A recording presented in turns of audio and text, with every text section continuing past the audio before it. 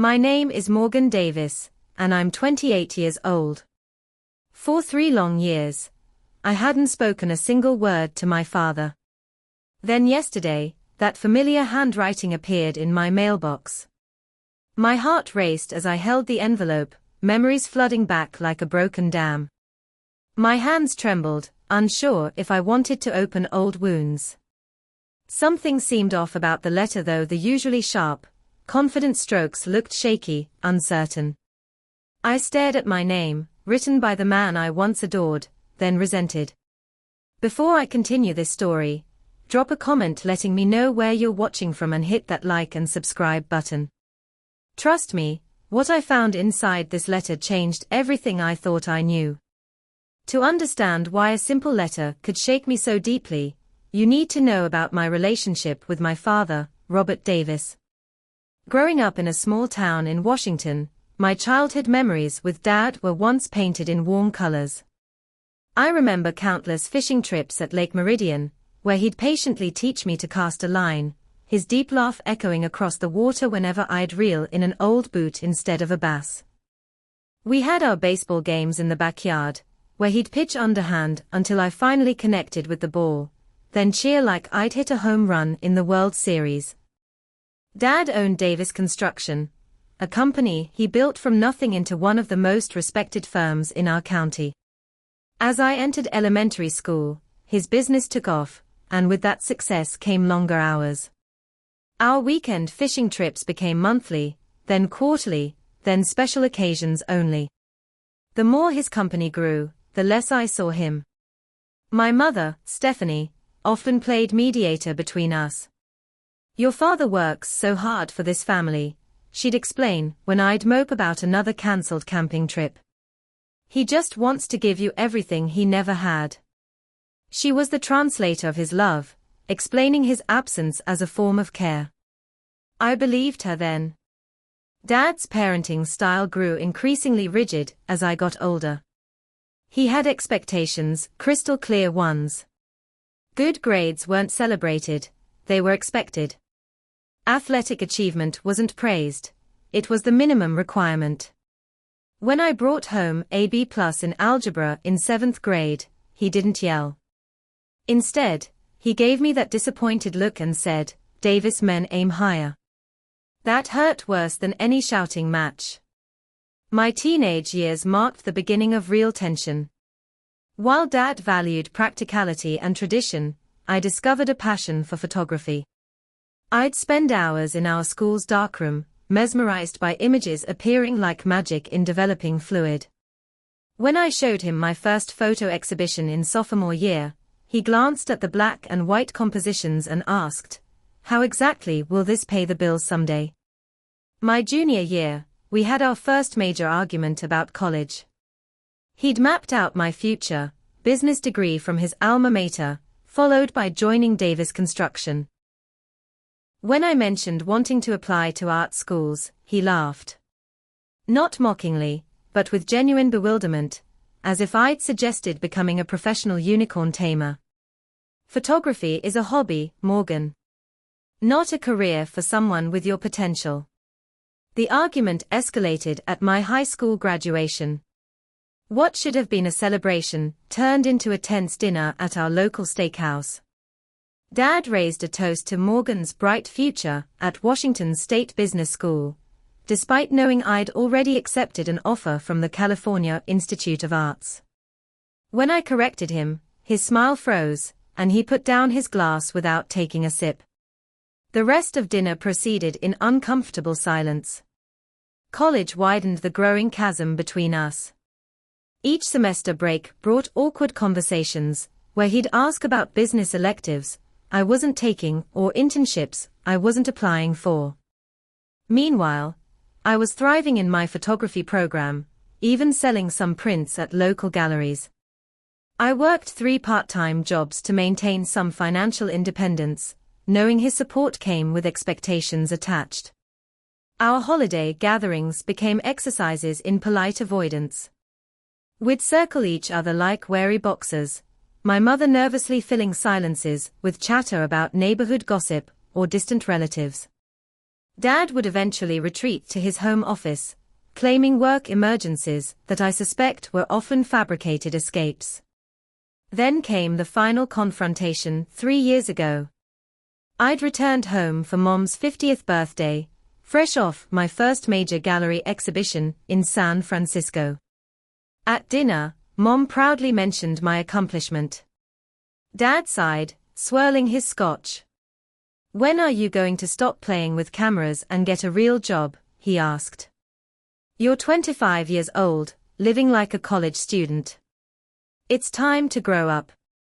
Something in me snapped. Years of seeking approval, of translating his distance as love, of making excuses for his absence, it all came pouring out. A real job. I paid my own rent this month with money from my hobby. When was the last time you created anything that wasn't measured in square footage or profit margins? When was the last time you did anything that made you feel alive instead of just successful? The table went silent. Mom's eyes widened in shock. Dad's face hardened into a mask I didn't recognize. "When you're done with this phase," he said quietly, each word precise and cutting, "when you're ready to stop pretending and start living in the real world, you can come back. Until then, don't expect anything from me." I stood up, hands shaking. "I don't need anything from you. I never have." I walked out that night and didn't look back. For 3 years, we maintained complete silence. I built my photography business in Seattle, specializing in architectural photography, an ironic nod to the family business I'd rejected. My work started appearing in design magazines. I created a life that was undeniably mine. Mom would call weekly, carefully avoiding mention of Dad for the first few minutes, before inevitably slipping in updates I pretended not to care about. "Your father's company landed the new community center contract." Or "Dad's thinking about getting a new fishing boat." I'd change the subject immediately. She tried orchestrating reconciliations, inviting me to family events she knew he'd attend, suggesting holiday truces, but neither of us budged. Dad refused to apologize for telling the truth, and I refused to engage with someone who couldn't see value in my chosen path. 3 years of birthdays, Christmases, and Thanksgivings passed without a single word exchanged between father and son. Until yesterday, when his handwriting appeared in my mailbox. My life in Seattle had found its rhythm. I rented a small, but stylish apartment in the Capitol Hill neighborhood, exposed brick walls covered with framed photographs, large windows that flooded the space with the city's rare, but precious sunlight. My photography business had grown steadily, focusing on architectural projects, with occasional commercial work to pay the bills. I'd built a reputation for capturing the soul of buildings, finding beauty in the precise angles and hidden details others overlooked. My social circle consisted mainly of other creative professionals, writers, designers, and fellow photographers who understood the feast or famine nature of freelance work. We'd gather for potluck dinners, sharing job leads and industry gossip over cheap wine and homemade pasta. My romantic life had recently hit a bump when my relationship with Alex ended after 8 months. We parted amicably, both acknowledging that our career ambitions were taking us in different directions. Still, the apartment felt emptier without Alex's laughter and the smell of their signature Sunday morning pancakes. The day the letter arrived started like any typical Seattle morning in early March, overcast, with a fine mist that couldn't decide if it wanted to commit to actual rain. I'd woken up to the gentle ping of an email confirmation for an upcoming architectural shoot at a newly renovated historical theater. After responding to client messages, I made my ritualistic pour-over coffee and settled at my kitchen island to edit photos from yesterday's session. The mail carrier's footsteps in the hallway barely registered until I heard the metallic clatter of letters dropping through my mail slot. Bills and promotional flyers, most likely. I continued adjusting the contrast on a particularly challenging image for another 10 minutes, before taking a break to collect the mail. Shuffling through the expected assortment of credit card offers and utility bills, my hand froze on a cream-colored envelope. The handwriting was instantly recognizable, the slightly slanted letters, the way the M in Morgan had always been written with an extra flourish. Dad's handwriting. But something was off about it. The usually precise penmanship appeared shaky, the lines less confident than I remembered. My heart hammered against my ribs as though trying to escape. The room suddenly felt too warm, despite the cool breeze coming through the cracked window. I stood in my hallway, staring at this unexpected intrusion from my past, unable to move. Memories crashed through my mind like a slideshow on fast forward, Dad teaching me to tie my shoes, his thunderous applause at my 5th grade piano recital, the pride in his eyes when I won the science fair in 7th grade, the growing disappointment as I chose paths he hadn't mapped, the final cutting words at Mom's birthday dinner. My hands began to tremble, mirroring the shakiness in his handwriting. Anger, curiosity, and hurt swelled inside me like opposing weather systems colliding. What right did he have to contact me now? What could he possibly say after 3 years of silence? And why did his handwriting look so different? I examined the envelope more carefully. The postmark showed it had been sent from my hometown 3 days ago. The edges of the envelope had a slightly yellowed quality, as though it had been written some time ago, and only recently mailed. Dad's return address was neatly printed in the corner, but the slight tremor in the handwriting became more apparent the longer I looked at it. This wasn't the bold, confident script I remembered from birthday cards and notes left on the kitchen counter. Something was different. Something was wrong. My roommate Ellie found me still standing in the hallway, envelope clutched in my hand. "Mail that bad, huh?" she joked, before noticing my expression. "Morgan. What's wrong?" "It's from my dad," I said, my voice sounding distant even to my own ears. Ellie knew the broad strokes of my family situation. She guided me to our living room couch, placing a glass of water on the coffee table. "Are you going to open it?" she asked gently. "I don't know." The envelope felt unnaturally heavy in my hands. 3 years of nothing, and now this. What if it's just more criticism? What if he's still trying to convince me I've made the wrong choices? Or what if it's an apology? Ellie suggested. "People change, Morgan." "Not my father," I said with a certainty born from 25 years of experience. "Then what's the worst that happens?" "You read it, get angry, and continue not speaking to him." Status quo maintained. She squeezed my shoulder. "But what if it's important?" The tremor in the handwriting flashed in my mind again. Dad had always been steady, his handwriting as unwavering as his convictions.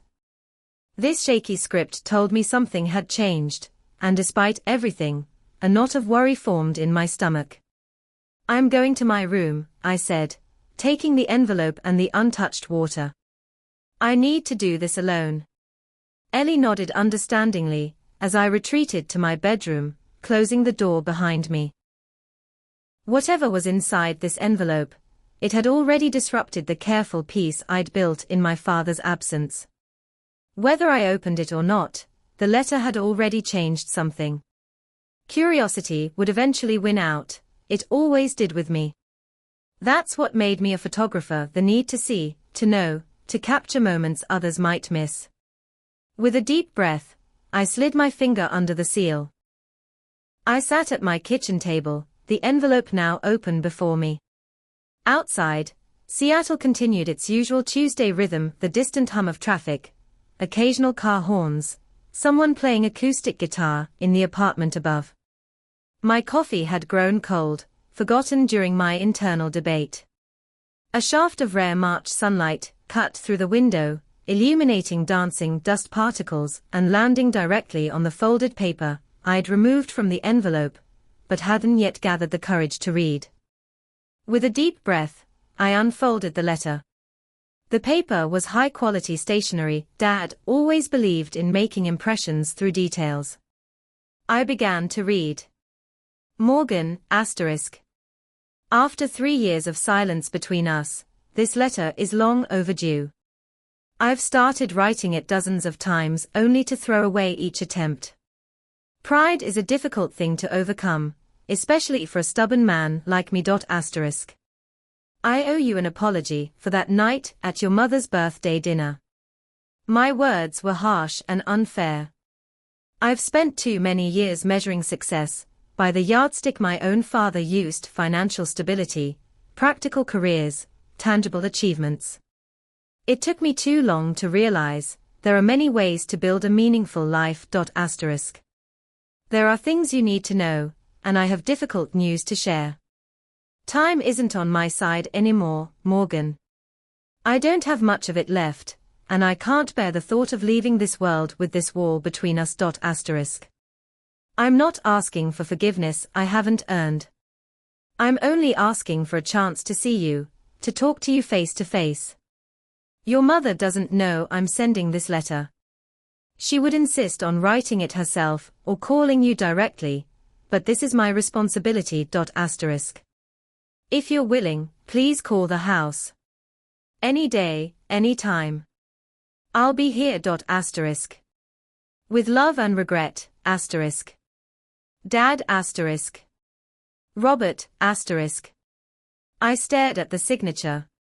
Dad had always signed family cards and notes with just Dad. The inclusion of his formal name felt strange, almost like he wasn't sure how I would receive the letter, as though he was acknowledging I might no longer consider him my father. As I reread the letter, I noticed something I'd overlooked at first. The paper had a faint letterhead at the top: Pinewood Memorial Hospital. My stomach dropped. Time isn't on my side anymore. I don't have much of it left. The trembling handwriting. The references to doctors and treatments casually mentioned as though I already knew about them. My father was ill. Seriously ill. I grabbed my phone and called my mother immediately. The call went straight to voicemail. Her cheerful recorded greeting felt jarringly inappropriate given my rising panic. Mom, it's me. I got a letter from Dad. Call me back as soon as you get this. It's important. I hung up and immediately opened my laptop, typing Robert Davis and Pinewood Memorial Hospital into the search bar. Nothing specific came up, just the hospital's general website and some unrelated social media profiles. Of course, there wouldn't be public information about a patient. Medical privacy laws existed for a reason. I paced my apartment, letter in hand, rereading it for clues I might have missed. The casual references to treatments. The vague mention of time running out. The uncharacteristic humility.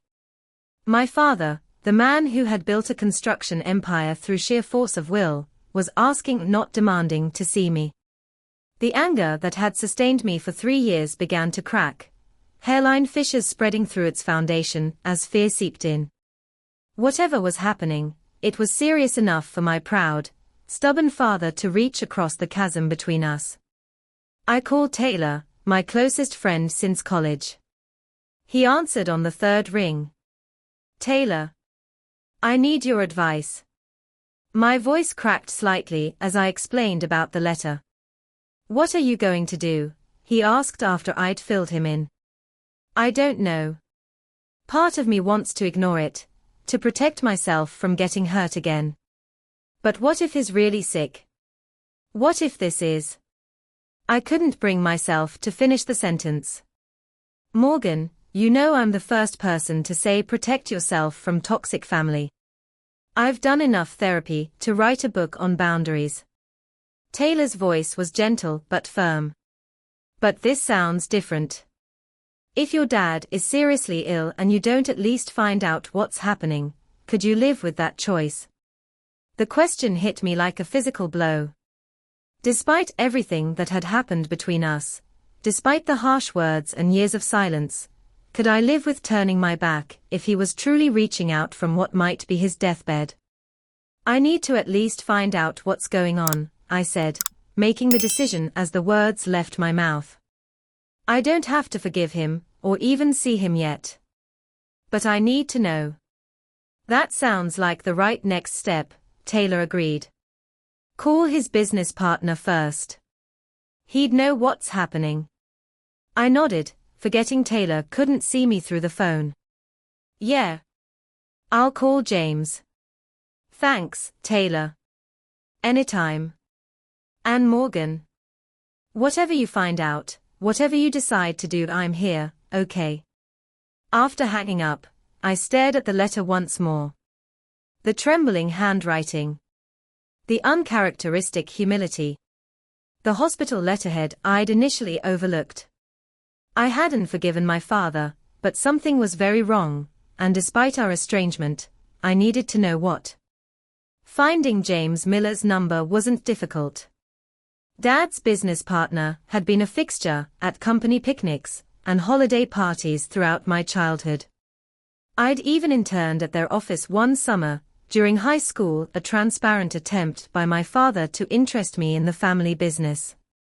What I hadn't expected was James's shocked reaction when I identified myself on the phone. Morgan. Morgan Davis. His usually boisterous voice softened immediately. It's been a long time. Yes, it has.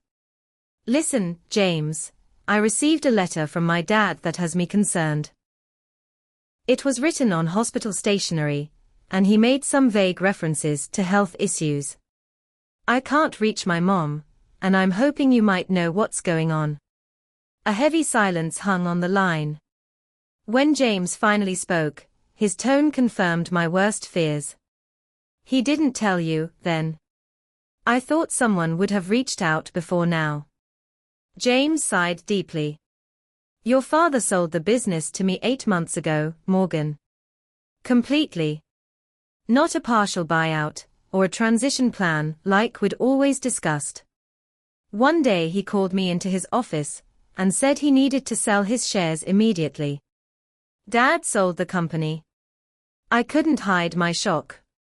Davis Construction had been his life's work, his legacy, the thing he'd sacrificed family time to build. That doesn't make sense. Why would he do that? We all asked the same question.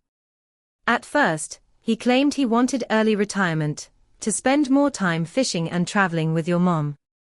But there were signs that something else was happening. What kind of signs? I pressed. Little things at first. He'd forget details of projects we'd discussed the day before. He started bringing your mother to meetings, claiming she was interested in the business, but she'd take notes for him. Then he showed up to a client meeting wearing 2 different colored shoes. James paused. The final straw was when he couldn't remember the name of a client we'd worked with for 15 years. That's when I insisted he see a doctor. My hand tightened around the phone. And? He made me promise not to discuss his medical information with anyone.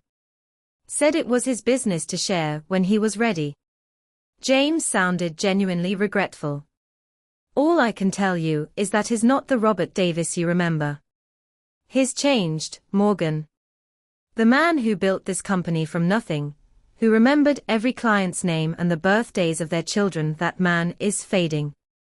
Fading.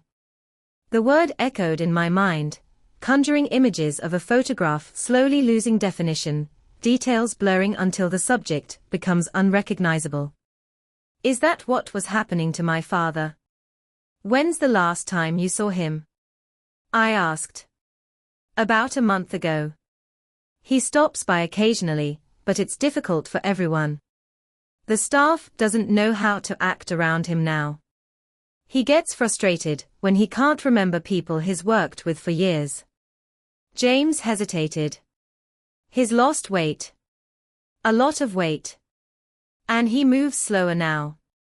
After thanking James and promising to stay in touch, I sat in stunned silence. My father, who had always been larger than life, strong, sharp, indomitable, was declining rapidly enough that he'd sold his beloved company. The man who had mapped out every detail of his life and tried to map out mine was losing control of his own story. With shaking hands, I dialed another number. Mrs. Reynolds, our childhood neighbor, who still lived next door to my parents and had been my mother's best friend for decades. Morgan. What a lovely surprise, she answered warmly. It's been ages. After a brief exchange of pleasantries, I steered the conversation toward my parents. Have you seen much of Mom and Dad lately? I've been trying to reach them. Mrs. Reynolds' normally chatty demeanor dimmed noticeably. Oh, well, yes. I see your mother quite regularly. She brings over casseroles I didn't ask for, and doesn't eat more than 2 bites when I invite her for tea. She lowered her voice conspiratorially. Between us, I think she's losing too much weight worrying about your father. What's wrong with my dad? I asked directly. Another pause. I assumed you knew, dear. I've seen them coming and going to that neurologist's office in the medical complex, Dr. Silverstein. Your father doesn't look well, Morgan. The last time I saw him, I hardly recognized him. So thin, and he just stared at me like he couldn't place who I was, even though I've lived next door for 25 years. Did my mother say anything specific about his condition? She's been very private about it all. Just says they are managing whenever I ask. But I've noticed, she hesitated, I've noticed she's put child-proof locks on the front door. The kind that need a special touch to open. And last week, your father was in their front yard in his bathrobe at 3 a.m. Your mother was leading him back inside like one would guide a child. After thanking Mrs. Reynolds and ending the call, I turned to my laptop, typing my mother's name into social media search bars. Mom had never been particularly active online, preferring phone calls and in-person visits, but she maintained basic accounts to keep up with distant relatives and share occasional family photos. Her most recent post was from 3 weeks ago, a generic inspirational quote about strength through difficult times. The comments section below was filled with cryptic messages of support. Staying strong for you both. Thinking of you and Robert daily. Our support group is here whenever you need us. Such a difficult diagnosis, but you're handling it with grace. I scrolled back further and stopped cold at a photo posted 6 weeks ago. Mom hadn't directly shared it, but she'd been tagged by her cousin. The image showed my mother sitting in what was clearly a hospital waiting room, a styrofoam coffee cup clutched in her hands. But it was the glimpse of the person next to her that made my heart stop, just the profile and shoulder of my father, but enough to see how drastically he'd changed. His robust frame had diminished, his once thick silver hair now sparse. Even from the partial view, I could see the slackness in his once defined jawline. I clicked through to my aunt's profile and found more recent photos of family support dinner at my parents' house. In the background of a group shot, almost out of frame, was my father. He sat in his favorite recliner, but the vital, commanding presence I remembered had been replaced by a diminished figure who seemed confused by the camera. My mother stood behind him, one hand protectively on his shoulder, her smile brittle. The pieces were falling into place, forming a picture I wasn't prepared to see. The trembling handwriting. The memory lapses. The physical decline. The neurologist visits. The child-proof locks. My father, the builder, the planner, the man who had mapped out his life in exacting detail, was losing his grip on reality itself. My father might be dying, and not quickly from cancer, or a heart condition, but slowly, his very self eroding like a shoreline against relentless waves. And for 3 years, while this had been happening, I had maintained my silence, nursing old wounds while new and more terrible ones were forming. The realization hit me with physical force, driving the air from my lungs. I needed to go home. Immediately. I booked the first available flight to Seattle-Tacoma International Airport, a 7:20 a.m. departure the next morning. The intervening hours passed in a blur of hasty preparations, rescheduling a photo shoot with an apologetic client, throwing clothes haphazardly into a carry-on, and setting up automated email responses.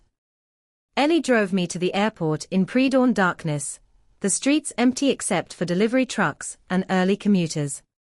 "Call me when you know more," she said, hugging me before I exited her car. "Whatever's happening, you don't have to handle it alone." The airport terminal buzzed with business travelers and vacationing families, their ordinary concerns creating a surreal backdrop to my personal crisis. I moved through security and boarded my flight mechanically, taking my window seat and staring blankly as the plane filled around me. When we reached cruising altitude, I finally allowed my mind to process what I'd learned and what might lie ahead. The last time I'd seen my father had been at that fateful birthday dinner 3 years ago. His parting words had been harsh, definitive, the line drawn between us that neither had been willing to cross. Now I wondered if those words had already been influenced by whatever was happening in his brain. Had early symptoms been manifesting even then, affecting his judgment, shortening his temper? I pulled out my phone and scrolled through old photos, looking for pictures of Dad from around that time. There weren't many, we'd already been growing distant, but I found one from Christmas 6 months before our final argument. Dad stood beside the tree, arm around Mom, wearing the reindeer sweater she bought him every year. He was smiling, but now I noticed something I hadn't then, a slight uncertainty in his eyes, as though he wasn't entirely comfortable in the moment. Further back, at my college graduation 5 years ago, he stood proud and straight, every inch the successful businessman in his tailored suit. The contrast between that image and the glimpse I'd seen in the recent family photos was shocking. What had happened in those 5 years? How much had I missed in my determined absence? The flight attendant's announcement of our descent interrupted my thoughts. As we broke through the cloud cover, the familiar landscape of my hometown appeared below the winding river, the forested hills, the neat grid of the downtown area. Everything looked exactly as I remembered, creating a strange discontinuity with the changes I knew awaited me. I rented a car at the airport, programming my parents' address into the GPS, even though I could have driven there blindfolded. As I navigated the familiar streets, memories surfaced with each landmark: the ice cream shop where Dad would take me after Little League games, the park where he taught me to ride a bike, the hardware store where he seemed to know every employee by name. I passed Davis Construction Headquarters, the building my father had designed himself, modern lines softened with traditional materials, making it stand out from the surrounding businesses. The company logo my mother had designed still hung prominently, though I now knew my father no longer walked through those doors each morning, no longer sat in the corner office with the view of the mountains. The Uber driver, a middle-aged woman with kind eyes, glanced at me in the rearview mirror. "Coming home to visit family?" "Yes," I said, my voice sounding strange to my own ears. "That's nice. Family's everything, isn't it?" She smiled. "I've got 3 grown kids myself. They are scattered all over now, but they come back for the important stuff." The important stuff? Was that what I was doing? Coming back for the important stuff, after missing 3 years of ordinary moments? We passed my father's favorite diner, where he'd taken me for Saturday morning breakfasts throughout my childhood. The sign advertised the same, best blueberry pancakes in the county it always had. Dad would order them every time, saying life was too short not to eat what you loved. Life is too short. The phrase echoed painfully as we turned onto the tree-lined street where I'd grown up. My childhood home came into view: the 2-story colonial with the wide front porch, the maple tree I'd climbed against Dad's explicit instructions, the flower beds my mother tended each spring. But there were changes. A wheelchair ramp had been installed over the front steps. The lawn, which my father had maintained with near-obsessive precision, had grown shaggy around the edges. A metal handrail had been added along the walkway. The car had barely stopped when the front door opened. My mother stood framed in the doorway, one hand pressed to her mouth. Even from the driveway, I could see she'd lost weight, her clothes hanging loosely on her frame. Her hair, once highlighted regularly at her monthly salon appointments, now showed several inches of grey roots. I paid the driver and stood frozen beside my suitcase, suddenly terrified of what waited inside that familiar house. Mom rushed down the ramp, moving with an energy that belied her exhausted appearance. "Morgan," she breathed, pulling me into a fierce hug. "You came." "I got Dad's letter," I said, my voice muffled against her shoulder. "But it wasn't really from him, was it?" She pulled back, tears streaming down her face. "I wrote it. I had to do something to break this stalemate. He's been asking for you, Morgan. On his good days, he asks why you don't visit anymore. Why didn't you tell me he was sick?" 3 years, Mom.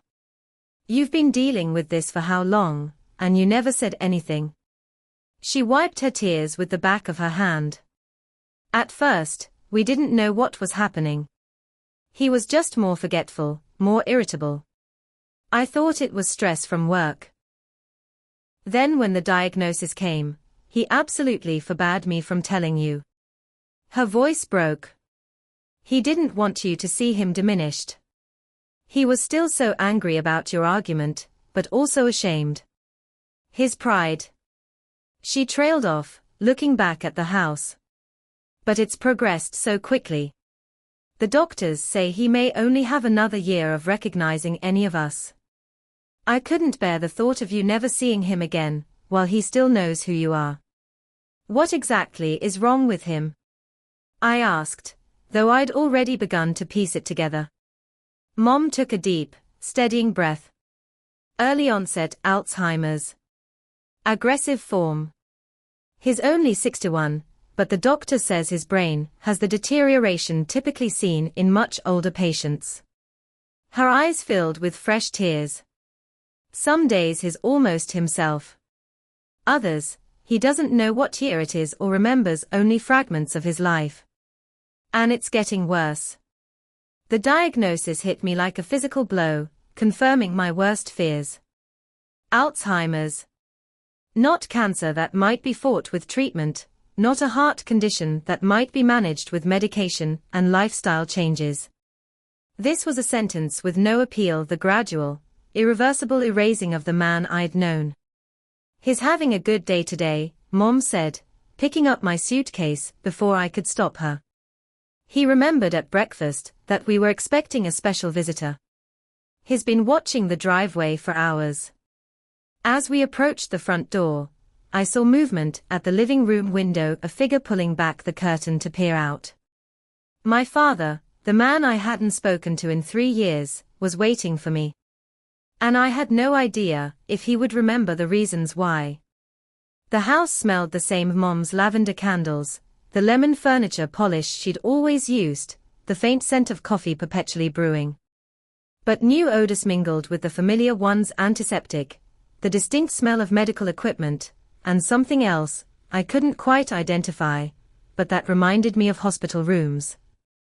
Dad sat in his recliner, the one he'd always claimed offered the perfect balance of support and comfort. He'd researched chairs for weeks before buying it, reading consumer reports and visiting multiple furniture stores to test various models, typical of his methodical approach to every decision. Now, that same chair seemed to swallow him whole. His frame, once solid and imposing, had shrunk considerably. His clothes, a button-down shirt and slacks, still maintaining standards, hung loosely on his diminished body. When he saw me, he struggled to stand, waving off Mom's assistance. "Morgan," he said, his voice thinner than I remembered but clear and certain. His eyes, still the sharp blue that had assessed construction sites and blueprints, with expert precision studied my face. "You've grown a beard." It was such a normal observation, so typically Dad in its directness, that I almost laughed. Instead, I found my eyes filling with tears. "Yeah," I said, running a hand self-consciously over my face. "About 6 months ago." An awkward silence fell between us. 3 years of unspoken words created a barrier neither of us seemed to know how to breach. "Robert, Morgan just arrived. Why don't I make some coffee while you two catch up?" Mom suggested, her voice carrying the artificially bright tone I recognized from childhood moments of tension. Dad nodded, gesturing to the sofa across from his chair. "Sit down. Tell me about Seattle. Your mother says you're doing well with your photography." I sat, noting the medical alert button on the side table, the pill organizer with multiple compartments, the notebook labeled daily log in my mother's handwriting. The evidence of illness was everywhere once I started looking. "Business is good," I said, falling back on the language he'd always respected. "I've specialized in architectural photography. Lots of steady work with design firms and real estate companies." A flicker of pride crossed his face. "Smart. Specializing. Finding a niche market." He nodded approvingly. "Always told you that was the key to success." The conversation continued haltingly. Dad asked pointed questions about my client base and pricing structure, topics that would have irritated me 3 years ago, but now felt precious in their normalcy. I found myself sharing details about recent projects, showing him photos on my phone of buildings I'd shot. He examined each one carefully, commenting on composition and lighting with surprising insight. After about 20 minutes, Mom gestured for me to join her in the kitchen. Dad had become engrossed in a photography book I'd published last year, which Mom had apparently purchased without telling me. "He's having a very good day," she said quietly, handing me a mug of coffee. This morning he remembered our anniversary date, and what we ate at our wedding reception. Yesterday, he couldn't remember what season it was or where the bathroom was located. I leaned against the counter, suddenly exhausted. "Tell me everything, Mom. I need to understand what's happening." Over the next half hour, as we spoke in hushed tones in the kitchen, my mother outlined the progression of my father's illness. The first signs had appeared about 4 years ago: subtle memory lapses, uncharacteristic confusion about simple tasks, growing frustration over his inability to concentrate on complex documents. "Remember that Christmas, when he got so angry about the tree lights not working?" Mom asked. "We thought he was just being impatient, but now I realize he couldn't figure out which bulb was causing the problem.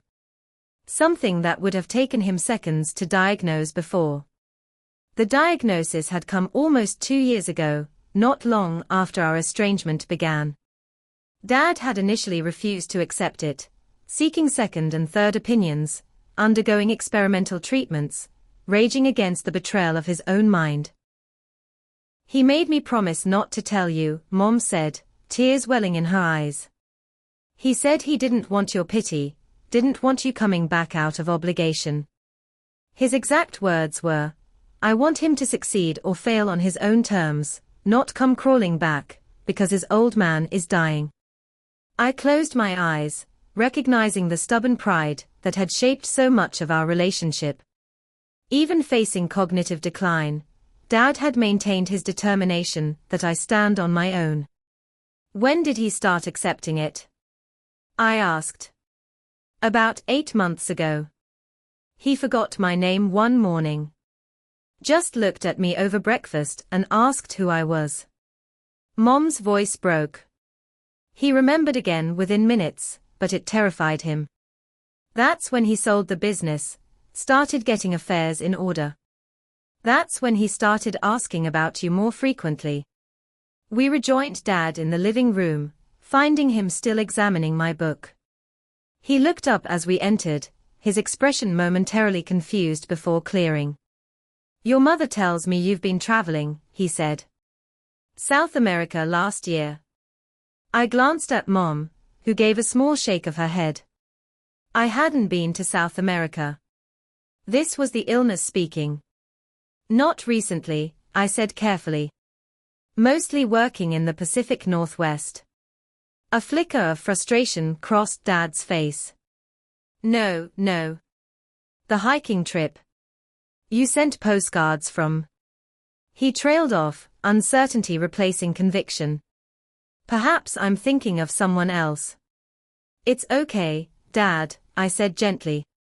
His eyes sharpened suddenly, focusing on me with unexpected intensity. "It's not okay." He set the book aside with trembling hands. "I know what's happening to me, Morgan. I have good days when I can almost pretend everything's normal, and bad days when I don't recognize my own reflection. But I always knew I needed to see you before." He gestured vaguely at his head. "Before I'm not me anymore." Mom quietly excused herself, touching Dad's shoulder as she left the room. This conversation, 3 years overdue, needed to happen between just the two of us. "Why did you come?" Dad asked directly, his gaze unwavering. "I got your letter," I answered, then corrected myself. "Mom's letter, written as you." He nodded. "She told me. I've been trying to write to you myself for months, but the words." He looked down at his hands. "Sometimes I can see the words in my head, but can't make my hands form them correctly. Sometimes I forget what I wanted to say mid-sentence." "You could have called," I said, a hint of the old hurt creeping into my voice. "Pride," he replied simply. "Stupid, stubborn pride." He leaned forward in his chair. "I need you to understand something while I still can. That night, at your mother's birthday. The things I said." He paused, visibly concentrating. "I was wrong, Morgan. About your photography. About what makes a successful life." I sat perfectly still, hardly breathing. In 28 years, I had never heard my father admit he was wrong about anything substantial. "The disease was already starting, though we didn't know it," he continued. "Made me more rigid, more afraid, though I wouldn't have admitted fear then. Watching you build a life, so different from what I'd planned for you." He shook his head. "I was terrified for you. And when fear had no outlet, it came out as anger." He reached for a leather portfolio on the side table, his movements careful and deliberate. "Your mother helped me put this together on my good days." Opening the portfolio revealed dozens of newspaper and magazine clippings, reviews of my exhibitions, articles featuring my photographs, even a printed copy of a design blog that had featured my work. My father, who had dismissed my career choice as a hobby, had been collecting evidence of my success all along. "I'm proud of you," he said, his voice breaking. "I should have told you years ago." The words I'd longed to hear for so long hung in the air between us. But instead of the vindication I might have expected, I felt only a profound sadness for all the time we'd lost. We talked for hours, Dad lucid and engaged, filling in the gaps of our 3-year silence. He told me about selling the business, about his initial rage against the diagnosis, about coming to terms with his prognosis. I shared stories of building my career, of creative triumphs and professional setbacks, of the life I'd constructed in his absence. As afternoon faded into evening, I noticed Dad growing tired, his responses becoming delayed, his focus drifting. Then, mid-sentence while describing a fishing trip he'd taken last summer, he stopped and looked at me with sudden confusion. "I'm sorry," he said, his voice uncertain. "Are you one of James's boys? From the office?" The bottom dropped out of my stomach. "Dad, it's Morgan.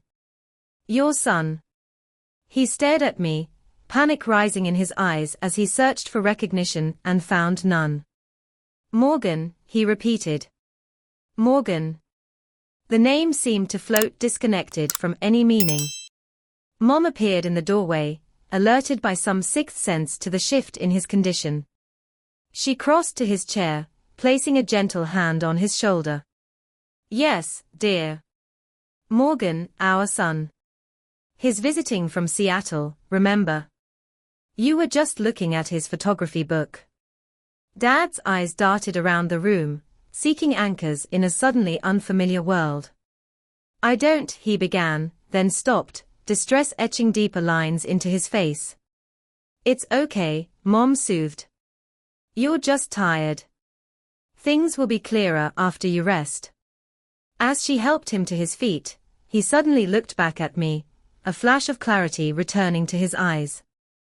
"Morgan," he said, recognition dawning. "Don't remember me like this. Remember who I was." The naked vulnerability in his voice shattered something inside me. This proud, strong man, who had never shown weakness, was pleading with me to preserve his dignity in my memory. "I won't, Dad," I promised, my voice thick with tears. "But I'm not going to disappear again either. I'm here now." A ghost of his old smile crossed his face. "Good," he said. "That's good." As Mom led him from the room for his evening rest, I remained on the sofa, surrounded by evidence of my father's illness and his secret pride in my work. The anger that had sustained me for 3 years had evaporated completely, replaced by a determination I recognized as inherited directly from him, the determination to face difficulty head-on, to do what needed to be done regardless of cost. My father was disappearing piece by piece, but I had found him again, just in time to help him and us navigate the difficult path ahead. 6 months after receiving that life-changing letter, I sat across from my father at the small breakfast table in my parents' kitchen.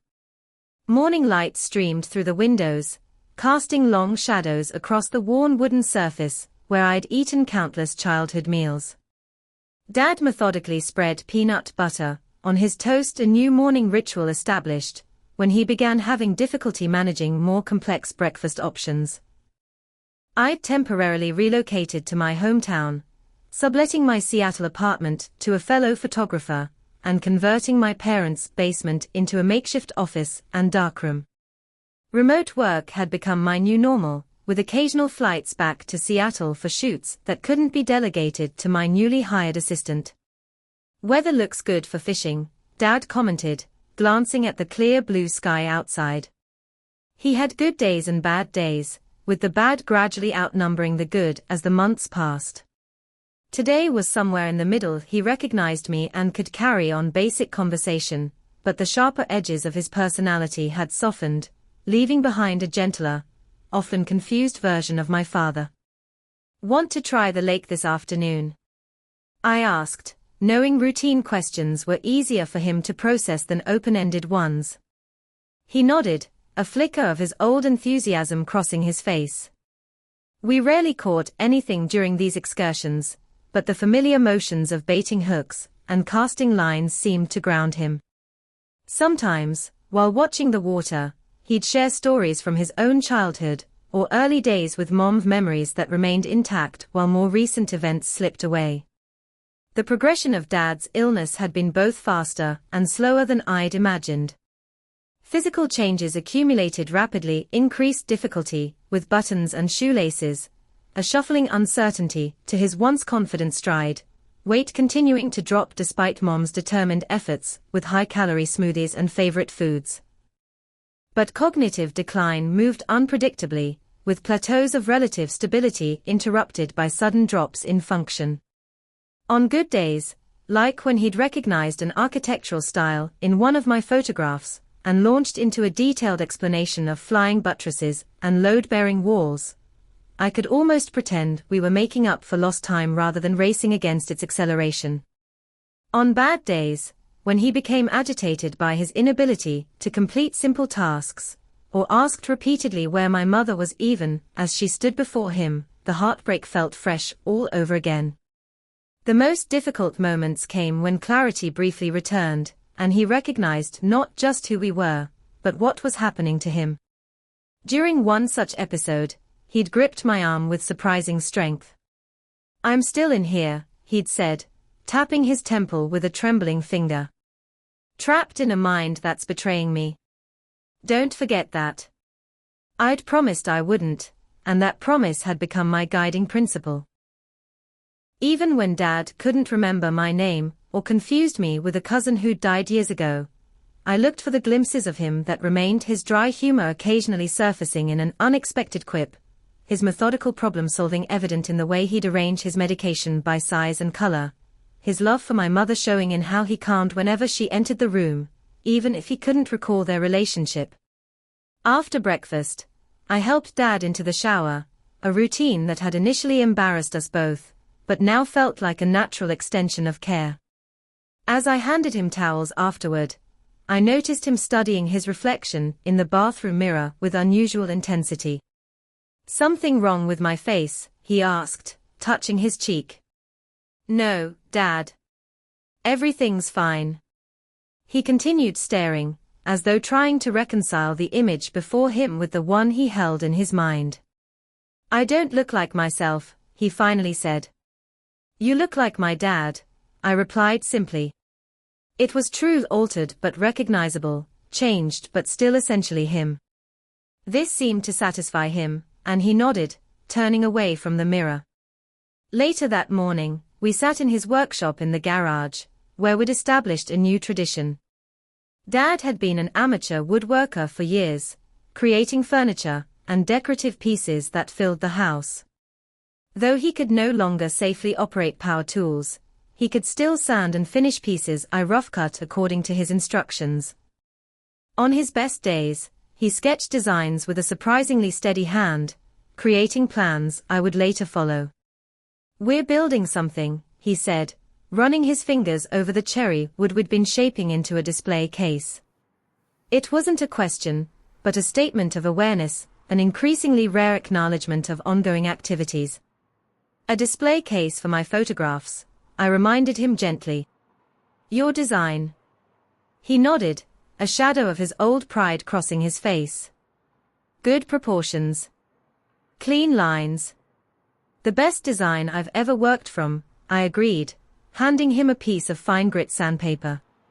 As he began the repetitive motion of sanding with the grain, a peaceful concentration settled over him. These moments of purposeful activity seemed to anchor him, connecting him to skills so deeply ingrained they resisted the disease's erasure.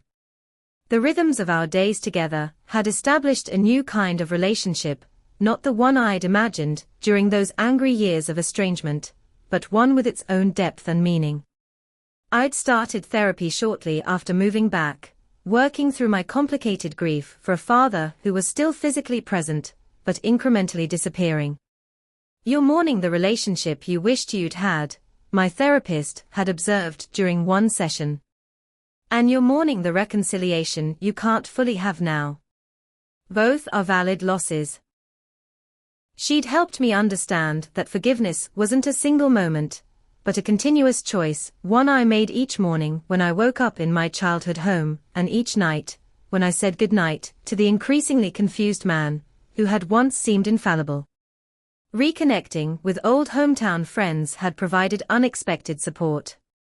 Many had parents facing similar health challenges, creating an informal network of shared resources and understanding. Jason, a high school acquaintance now working as a nurse, had become particularly important, offering practical advice on care techniques and a sympathetic ear during difficult days. As Dad and I worked side by side in the garage, I realized how much my understanding of him had evolved. The strict, unbending man, who had seemed so one-dimensional during our years of conflict, now appeared as someone far more complex, the man whose harsh expectations had grown from his own fears, whose rigidity had masked profound insecurity, whose drive for practical success had been his attempt at ensuring security for those he loved. "I wanted more for you," he said suddenly, pausing in his sanding. "Not different. More?" I looked up, startled by this moment of clarity that connected so directly to our years of conflict. I know, Dad. I understand that now. Your pictures. He gestured vaguely toward the house, where Mom had created a gallery wall of my photographs. They show how you see the world. Important work. Tears pricked at my eyes. Thank you, I said simply. By early afternoon, Dad was tiring, but he insisted on our planned fishing trip. At the small lake just outside town, we sat side by side on the weathered dock, lines cast into the still water. Fish weren't biting, but that had never been the real point of these excursions. Remember when you fell in? Dad asked, chuckling at the memory. 8 years old, trying to net a sunfish yourself. I laughed, surprised he recalled that day so clearly when he sometimes couldn't remember what he'd had for breakfast. You jumped in after me, dress, shoes and all. You couldn't swim well yet, he said, his voice softening. Scared me to death. The admission of fear, something the old dad would never have acknowledged, illustrated how much had changed. As his cognitive filters weakened, emotional truths sometimes emerged more readily. You were always there to fish me out when I was in over my head, I said. Even when I didn't appreciate it. He nodded, his gaze fixed on the distant shore.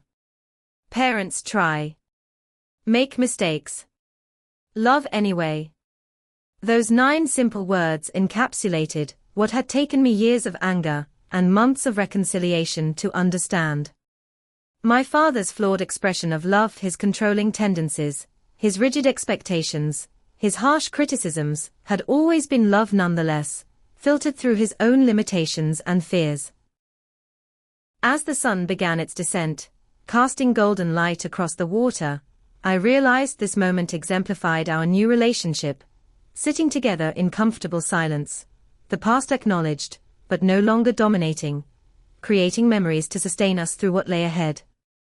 6 months since receiving that letter, I'd discovered that time truly was the most precious gift, not just the limited time remaining with my father, but the unexpected gift of time reclaimed from estrangement.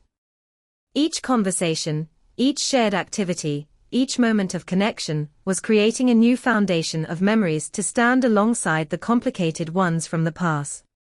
The case we were building for my photographs would eventually stand in my Seattle apartment, a tangible reminder of these months, when I'd finally come to understand my father as he simultaneously lost his understanding of himself. The imperfect, beautiful object created by our combined efforts would outlast him, just as the impact of his life would continue through mine. Time to head back, I said as the evening chill settled over the lake. Mom's making your favorite pot roast for dinner. Dad nodded, reeling in his line with methodical care. As I helped him to his feet, he placed a hand on my shoulder, holding my gaze with unexpected clarity. Morgan, he said, my name spoken with complete recognition. Good to have you home. The simple statement contained multitudes acknowledgement of our painful past, appreciation for my presence now, recognition of the role reversal that had me caring for him, and acceptance of our imperfect reconciliation. In that moment, I knew that whatever challenges lay ahead as his condition progressed, the letter that had brought me home had given us both an invaluable gift, the chance to rewrite our ending. Have you ever received unexpected correspondence that changed the course of your life? Or perhaps you've experienced a relationship healed just in time. I'd love to hear your stories in the comments below. If this story touched you, please hit that like button and subscribe to hear more tales of reconciliation and healing. And remember, sometimes the most important letters are the ones we almost didn't open. Thank you for joining me on this journey, and I wish you courage to face difficult conversations before time runs out.